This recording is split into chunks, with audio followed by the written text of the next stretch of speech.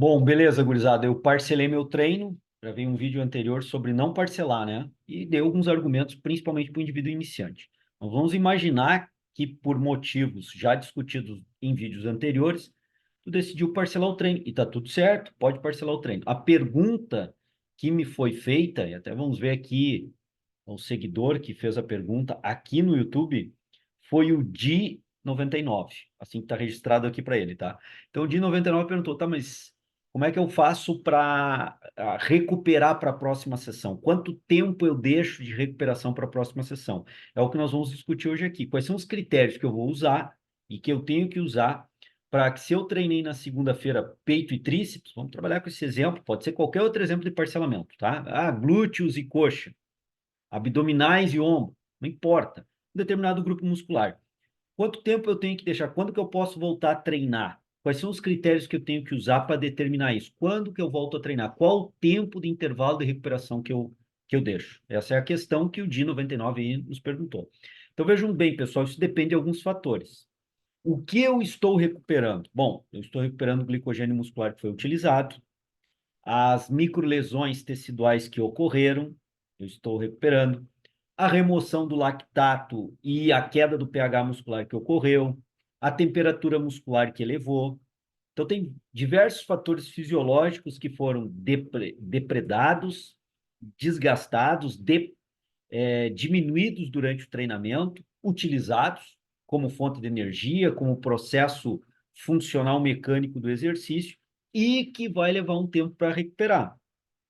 E esse tempo de recuperação está envolvido com o tempo de recuperação que eu vou dar para a próxima sessão. Então, por exemplo, se eu pensar em remoção do lactato e estabilização para um pH muscular normal, em torno do 7, por exemplo, do pH, isso em torno de uma hora e meia já ocorreu. É uma recuperação relativamente rápida. Temperatura muscular voltando ao normal vai depender de alguns fatores. Quanto que subiu a temperatura muscular durante o treino e como é que eu me encontro agora nesse pós-treino? Fiz um tanque gelado, por exemplo, submergir em tanque gelado, vai voltar a temperatura corpórea e muscular muito mais rápido.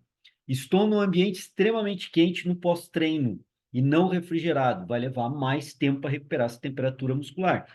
Mas esse tempo de recuperação não vai exceder um tempo muito grande. Não vai precisar de 24 horas para um processo desse, que seria a próxima sessão. Terminei uma sessão hoje, a minha próxima é daqui 24 horas, no mínimo, certo?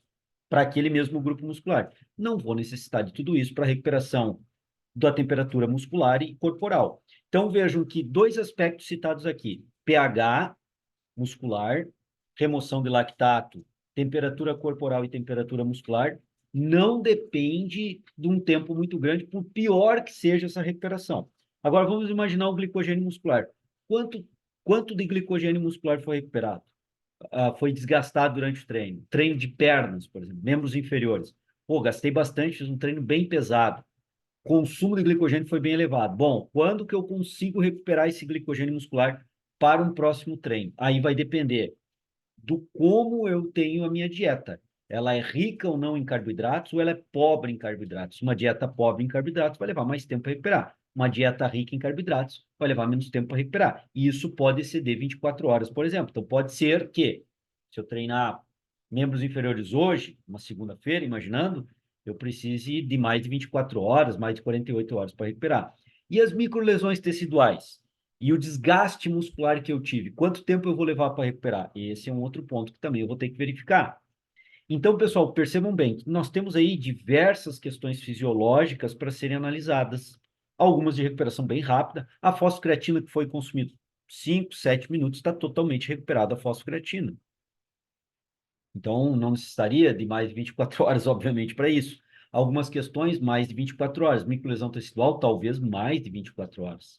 Vai depender do volume de treino que eu apliquei. Então, vejo que tem algumas condições fisiológicas aí que eu tenho que avaliar. Bom, eu não tenho condição de ficar medindo cada uma dessas questões fisiológicas na minha prática de treinamento, meu chão de treinamento. Então, qual é o critério que eu vejo bem bacana de se usar? O critério prático do treinamento. Como assim, João, critério prático de treinamento para ver se o cliente está em condições de voltar a treinar naquele tempo de intervalo que eu dei? Então, imaginando, treinei segunda-feira, vou voltar a treinar quarta-feira aquele mesmo grupo muscular, um treino parcelado, ombros. Será que ele está em condições de treinar ombros? Como é que eu posso avaliar se aquele intervalo de um dia entre uma sessão de treino e outra, segunda para quarta, foi suficiente? Bom, eu posso fazer da seguinte forma, gurizada, da seguinte forma. Eu posso, quando o indivíduo terminou o treino de segunda-feira, quantificar o volume load dele, e um volume load além do número de séries totais por grupo muscular, quantificar também as repetições feitas multiplicada pela quilagem. E aí ter toneladas de peso levantado. Pegar a percepção da sessão de treinamento dele, qual foi a percepção? Saiu com uma percepção alta de treinamento? 9 na escala Omni-Res, por exemplo. Vou sair com a percepção bem alta da escala. E o volume load foi X. Beleza, para treino de ombro. Vou voltar a treinar ombro ou membro inferior para treinar na quarta-feira, treinar na segunda.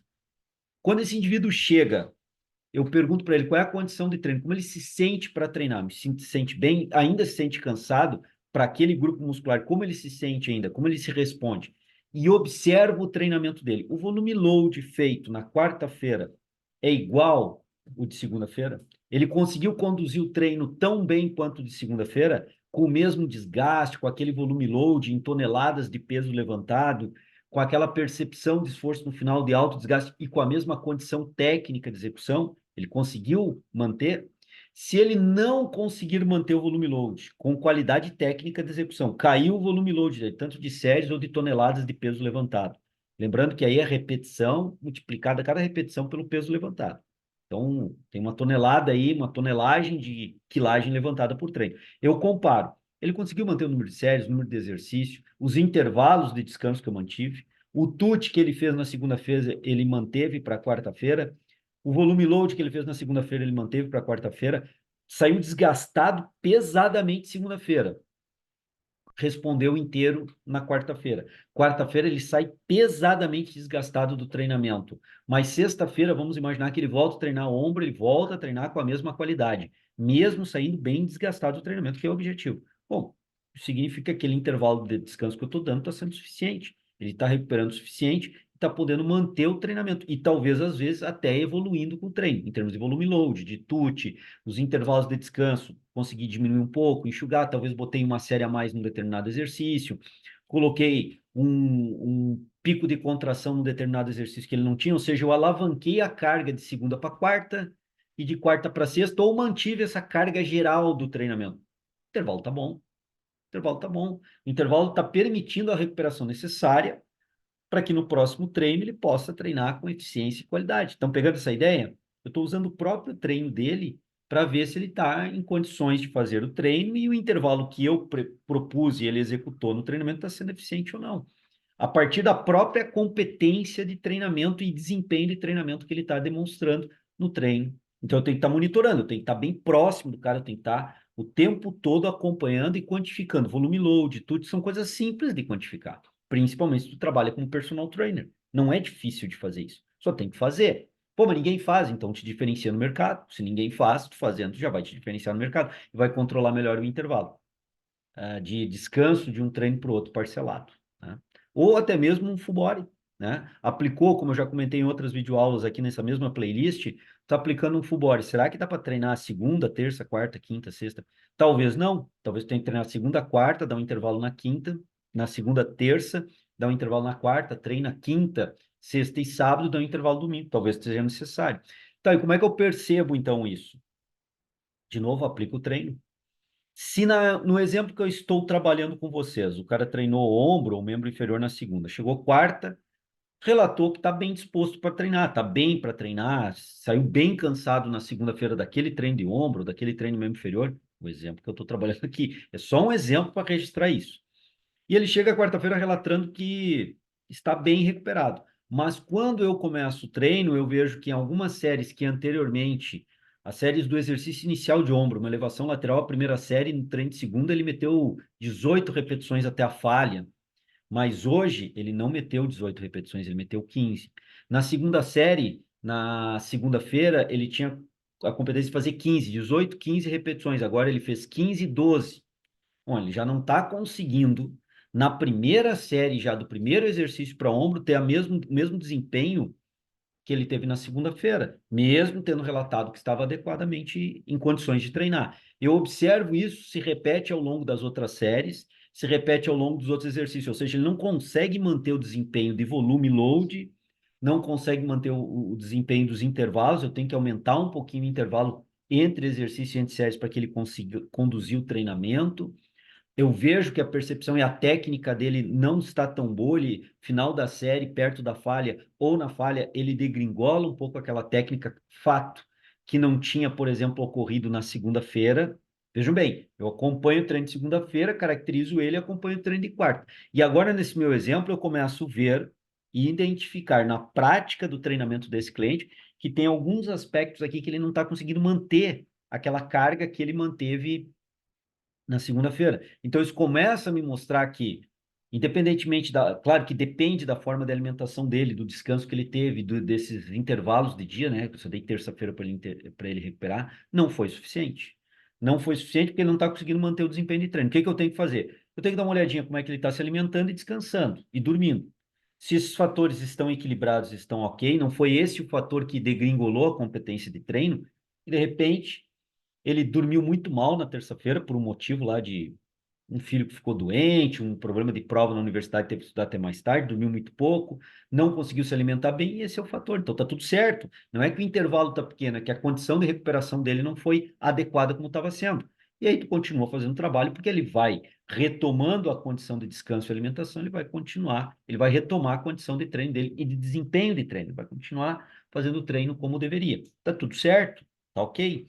Agora, se ele manteve os padrões do treino invisível, como o professor Estélio Dantas caracterizou há muito tempo atrás, né, no seu livro, o que é o treinamento invisível? Descanso, alimentação, o sono, é tudo que ele faz para recuperar. Se ele manteve isso de segunda para quarta e quarta-feira ele não consegue manter o desempenho de volume load, TUT, dos intervalos de descanso, sinal que aquele intervalo que eu estou dando não é suficiente. Não está sendo suficiente, aumenta o intervalo. Então, ao invés de treinar segunda e voltar a treinar quarta, volta a treinar quinta-feira aquele grupo muscular.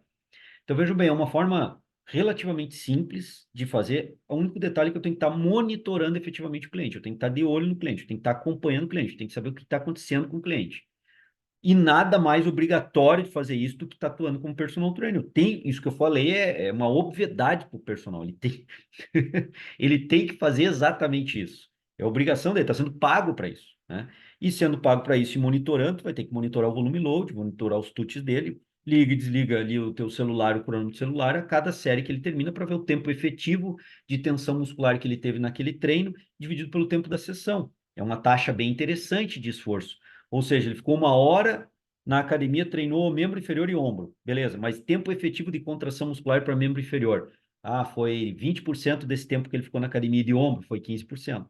Ele consegue manter isso no outro dia de treino ou diminui? Ele não consegue manter isso, né? Pelo tempo total que ele fica na sessão. Então, tem algumas variáveis aí que são bem interessantes. Se tu quiseres que eu comente mais sobre essas variáveis, tu pode monitorar o esforço, a competência de treino do teu cliente, volume load, TUT, essas taxas que eu acabei de falar, de tempo efetivo de tensão muscular pelo tempo total da sessão de treinamento, são variáveis bem interessantes. A própria escala Omni-Res, tu tem a taxa de percepção de esforço, tem dúvidas sobre isso? Comenta aqui, me ajuda a gerar conteúdo aplicável para vocês. Tem dúvidas sobre isso? Comenta aqui embaixo no comentário. Ah, João, legal comentar. Como hoje esse vídeo está sendo gravado diante do comentário, repito aqui de novo, do Di99. Estou aqui, ó, no YouTube, da postagem dele foi onde ele fez o comentário. Então, gerou conteúdo aqui para eu poder trazer, discutir um pouco mais para vocês. Já usaram essa estratégia que eu apliquei aqui? Vocês já usaram essa estratégia de monitorar? Eu acho que é uma estratégia extremamente prática, né? Não preciso ficar medindo saliva do cara para ver grau de enzima que está lá, ficar medindo taxa de sangue, medindo, fazendo biópsia. Nós não temos condição de fazer isso, né, galera? Para ver se o cara está com uma taxa de glicogênio alta ou baixa, não temos condição de fazer isso forma prática, usando variáveis que estão à nossa disposição, volume load, TUT, taxa do tempo efetivo de tensão muscular pelo tempo da sessão, escala Omni-Res, por exemplo, para percepção de esforço, entre outras, né? Usando coisas do dia a dia, eu consigo monitorar o treino e ver daí responder o D99 aí. Verificar se o indivíduo, com aquele intervalo que eu dei, está suficiente ou não, né? Se ele conseguir treinar com a mesma competência ou até estiver sobrando, posso até pensar em enxugar o intervalo, se assim for legal dentro da minha periodização. Se ele não conseguir treinar com aquela competência e não foi nada de sono alterado, descanso alterado, alimentação alterada, talvez o meu intervalo não esteja tão bom, testa um intervalo maior. Essa é a estratégia, essa é a lógica. Bem simples de fazer. Agregou o vídeo, ajudou? Inscreve no canal, retribui para mim, me dá uma força aí. Contribui aqui, te inscreve no canal, aciona o sininho para receber notificações quando eu lanço um vídeo novo. Estou procurando agora lançar vídeo semanalmente, não sei se vou conseguir manter, mas tenho lançado até às vezes 2 vídeos por semana para poder te ajudar nessas discussões, tá ok? Comenta aqui embaixo, divulga o meu canal e esse vídeo para os teus colegas para a gente poder fazer com que a educação física cada vez trabalhe mais qualificada. Tem um colega que não concorda com essa minha abordagem, tá tudo certo, vamos debater, pede para o teu colega se inscrever no canal, fazer parte aqui e comentar aqui embaixo, ô João, eu não concordo, mas um debate salutar, né, galera? Não bate boca, se o cara vier me xingando aqui, batendo boca, tô fora, vou ignorar. Agora, se o cara vier diplomaticamente aqui, educadamente, né, debater, pô, tranquilo, não precisa concordar com nada que eu falei aqui. Vamos debater, porque se me convencer do contrário, eu vou crescer com isso, né? Se teus argumentos foram convincentes o suficiente para eu fazer, para eu trocar minha forma de pensamento, eu evoluí. E muito obrigado a ti que me fez evoluir com argumentos robustos, palpáveis, né? Que me fizeram raciocinar de uma forma diferente, trocar opinião, ok? Mas essa é uma proposta, não é a única, tá? O que eu coloquei aqui no vídeo não é a única proposta. É uma forma de pensar, bem prático. Já usei várias vezes isso, uso várias vezes isso, inclusive no meu trabalho online, nas minhas consultorias online, que são poucas, mas eu faço, uso esse recurso, funciona bem, né? Quando eu vejo lá o volume load, as taxas, vejo, consigo avaliar bem essas questões. Então, o intervalo entre uma sessão de treino e outra depende de vários fatores fisiológicos que devem ser recuperados de uma sessão para outra. Não entrei no mérito muito disso, apenas citei no começo do vídeo e mostrei uma forma prática de monitorar isso, ver se está adequado ou não.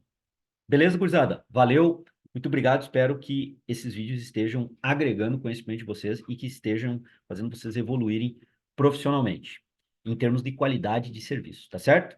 Valeu, até a próxima.